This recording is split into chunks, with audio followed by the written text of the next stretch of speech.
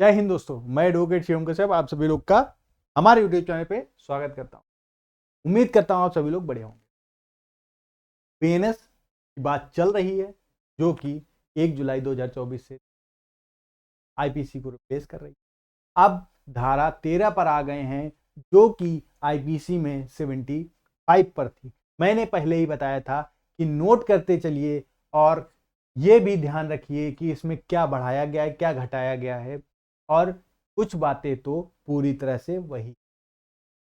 और साथ में मैं सेक्शंस जो ले रहा हूं आप लोग को ये भी बता रहा हूं कि कौन सी आईपीसी की जो धारा थी उसे रिप्लेस पर पूर्ण दोषसिद्धि के पश्चात कतिपय अपराधों के लिए वर्धित दंड। ठीक है, जो कोई व्यक्ति भारत में किसी न्यायालय द्वारा इस संहिता के अध्याय 10 या 17, अब यहां पर बात 10 की कर रहा है अध्याय, और अध्याय 17 की बात, अधीन 3 वर्ष या उसमें से उससे अधिक की अवधि के लिए दोनों में से किसी भांति के कारावास से दंडनीय अपराध के लिए दोषी ठहराए जाने के पश्चात उन दोनों अध्यायों में से किसी अध्याय के अधीन उतनी ही अवधि के लिए वैसे ही कारावास से दंडनीय किसी अपराध का दोषी है तो वह प्रत्येकवर्ती अपराध या दोनों में से किसी भांति के कारावास के लिए आजीवन कारावास या 10 वर्ष तक कारावास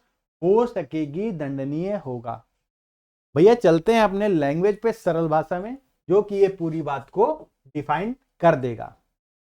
वर्धित दंड का मतलब बताया गया है इसमें बढ़ा कर दिया जाना।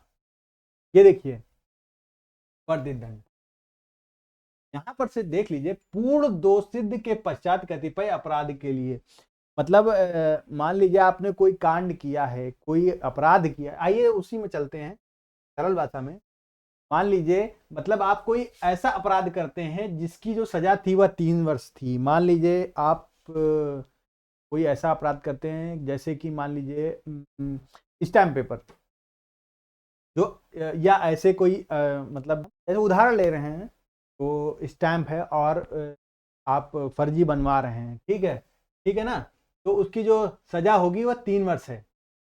ठीक है, उसकी सजा 3 वर्ष है और सजा पूरी करने के बाद, भैया आप फंसे तो थे लेकिन आपको सजा हुई, और सजा होने के बाद आपने सजा जब पार कर ली, पूरी कर ली, आप बाहर आ गए। अब भैया बाहर आने के बाद कुछ लोग तो भैया आप सुधर जाते हैं क्योंकि वहां पर भाई जेल जाना किसी को अच्छा नहीं लगता है, लेकिन कुछ लोग होते हैं कि उन्हें आदत पड़ जाती है। ठीक है ना,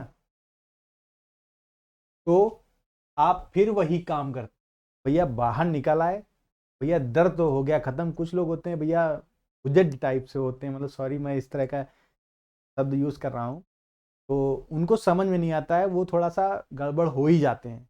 ठीक है ना, अब वो बाहर निकले और फिर से उसी तरह के कांड मतलब अपराध करना चालू कर दिए।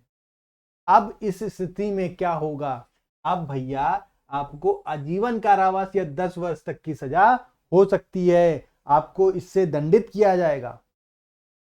समझ रहे हैं ना, समझ में आ गया होगा। फिलहाल मैं बहुत तेजी से एक बार रिपीट किए दे रहा हूं। मतलब आप कोई ऐसा अपराध करते हैं जिसकी सजा 3 वर्ष है, सजा पूरी करने के बाद आप फिर से वही काम करते हैं तो आपको आजीवन कारावास या 10 वर्ष की सजा जो होगी आपको दंडित किया जाएगा। स्पष्ट, क्लियर, अब तो नहीं कंफ्यूज होगा। तो इस तरह की वीडियो प्राप्त करते रहिए सरल भाषा में। और अभी तक आप लोगों ने हमारी वीडियो को लाइक भी नहीं किया है और चैनल को सब्सक्राइब नहीं किया है तो जरूर करें। मिलते हैं अगले वीडियो में, तब तक के लिए धन्यवाद। जय हिंद।